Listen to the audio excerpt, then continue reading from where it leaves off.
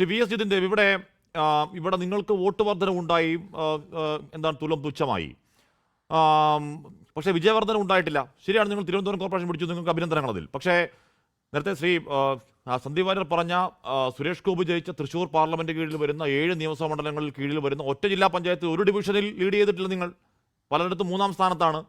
മണലൂർ നോക്കുക, ഒല്ലൂർ, പുതുക്കാട്, അന്തിക്കാട് ഡിവിഷൻ, നാട്ടിക മണ്ഡലം ബഹുദൂരം പിന്നിലാണ്. ആവണിശ്ശേരി പഞ്ചായത്തിന്റെ ഭരണം പോയി. കൊടുങ്ങല്ലൂർ വെല്ലുവിളി കൊടുക്കാൻ പോലും പറ്റിയില്ല. എൻ്റെ നാട് കൂടിയാണ്. പന്തളം പോയി. പാലക്കാട് ഉറച്ചു നിൽക്കുന്നു. അതുകൊണ്ട് നിങ്ങൾ ഈ പറയുന്ന ഒരു വിജയം നിങ്ങൾക്ക് യഥാർത്ഥത്തിൽ ഉണ്ടായോ ശ്രീ ജിതിൻ ദേവ്?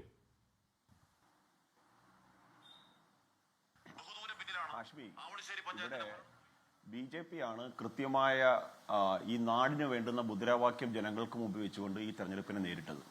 വികസിത കേരളം എന്നുള്ളൊരു പ്രഖ്യാപിത ലക്ഷ്യം, ഒരു ലോങ് ടേം പെർസ്പെക്റ്റീവിൽ ഈ കേരളത്തിൽ വലിയ തരത്തിലുള്ള മാറ്റങ്ങൾ ഉണ്ടാവണമെന്നും മാറാത്തതൊക്കെ മാറി ഈ കേരളം ഒരു വികസിത കേരളമായി മാറണം എന്നുള്ള ഒരു ലോങ് ടേം പെർസ്പെക്റ്റീവ് നാടിന്റെ മുദ്രാവാക്യം ജനങ്ങൾക്ക് മുമ്പ് വെച്ചുകൊണ്ടാണ് BJP തെരഞ്ഞെടുപ്പിനെ നേരിട്ടത്. ആ മുദ്രാവാക്യത്തെ ജനങ്ങൾ 2 കൈ നീട്ടി സ്വീകരിക്കുന്ന കാഴ്ചയാണ് കണ്ടത്.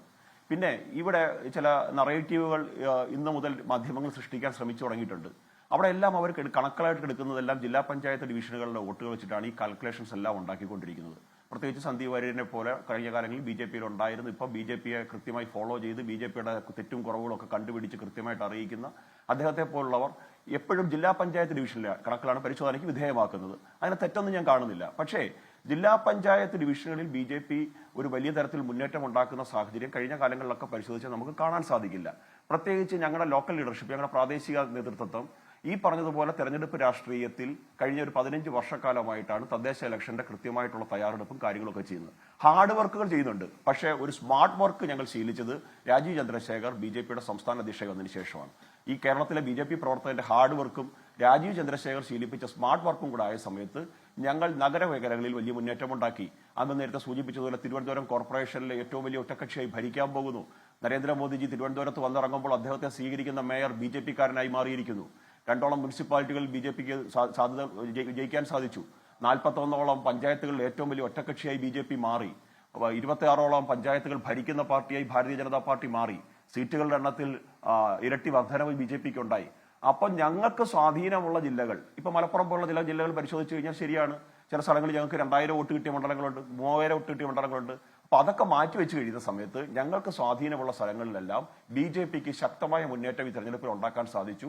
40ഓളം നിയോജക മണ്ഡലങ്ങളിൽ ശക്തമായ ത്രികോണ മത്സരം BJP കൊണ്ടുവന്നു. 25ഓളം നിയോജക മണ്ഡലങ്ങളിൽ BJP നെക്ക് ടു നെക്ക് വിജയത്തിന് അടുത്തേക്ക് എത്തുന്ന സാഹചര്യം ഈ തദ്ദേശ ഇലക്ഷനിൽ ഉണ്ടായി. നോക്കൂ, ഇവിടെ സന്ദീപ് വാര്യർ സംസാരിച്ച സമയത്തും അദ്ദേഹം സൂചിപ്പിക്കുന്നത് എന്താണ്?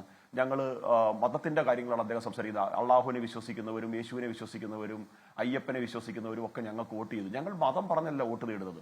ഇവിടെ ജമാഅത്ത് ഇസ്ലാമിയെയും SDPയെയും വെൽഫെയർ പാർട്ടിയെ പോലെയുള്ള വർഗീയ കക്ഷികളെ കൂട്ടുപിടിച്ചുകൊണ്ട് തെരഞ്ഞെടുപ്പിനെ നേരിട്ടത് കോൺഗ്രസ് ആണ്. അതുകൊണ്ട് അവർക്കൊരു താൽക്കാലികമായ വിജയം ഇപ്പം നേടിയെടുക്കാൻ അവർക്ക് സാധിച്ചിട്ടുണ്ട്. CPMൽ നിന്ന് നഷ്ടപ്പെട്ട വോട്ടുകൾ വന്നു ചേർന്നത് കോൺഗ്രസിലാണ്. ഈ 2 കൂട്ടരും കൂടെ ഒത്തുചേർന്നുകൊണ്ട് ഞങ്ങളെ പല സ്ഥലങ്ങളിലും ഞങ്ങളെ മൂന്നാമതാക്കാൻ പരിശ്രമിച്ചിട്ടുണ്ട്. ആ പരിശ്രമങ്ങളെല്ലാം തെറ്റിപ്പോയി എന്നുള്ള സാധനം നമുക്ക് തിരുവനന്തപുരം കോർപ്പറേഷൻ എടുത്ത് പരിശോധിച്ചാൽ മനസ്സിലാക്കാൻ സാധിക്കുന്നത്. നോക്കൂ, 50ഓളം കോർപ്പറേഷൻ ഡിവിഷനിൽ ഞങ്ങൾ ജയിച്ചു.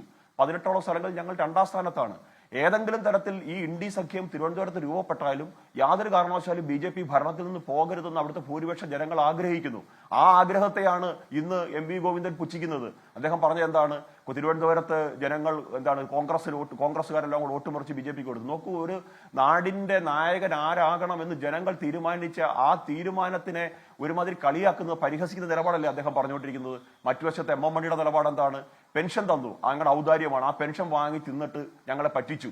ഇതൊക്കെയാണ് അവരുടെ നിലപാടുകൾ. ഞങ്ങൾ അന്നും ഇന്നും എന്നും പറയാൻ ഉദ്ദേശിക്കുന്ന മുദ്രാവാക്യം വികസിത കേരളമാണ്. അത് ഹിന്ദുക്കളുടെ വികസിത കേരളമല്ല, മുസ്ലിങ്ങളുടെ വികസിത കേരളമല്ല, ക്രിസ്ത്യാനികളുടെ വികസിത കേരളമല്ല. ഈ സംസ്ഥാനത്തെ മുഴുവൻ ജനങ്ങളുടെയും വികസിത കേരളമാണ് നമ്മുടെ നാട്. ലോകത്തെവിടെയായാലും ഏത് സമയത്തും 24 വാർത്തകളും ഓഗ്മെന്റഡ് റിയാലിറ്റി പാക്കേജുകളും എക്സ്പ്ലെയിനറുകളും വിശദമായി കാണാൻ ഞങ്ങളുടെ യൂട്യൂബ് ചാനൽ നിങ്ങൾക്ക് സബ്സ്ക്രൈബ് ചെയ്യാം.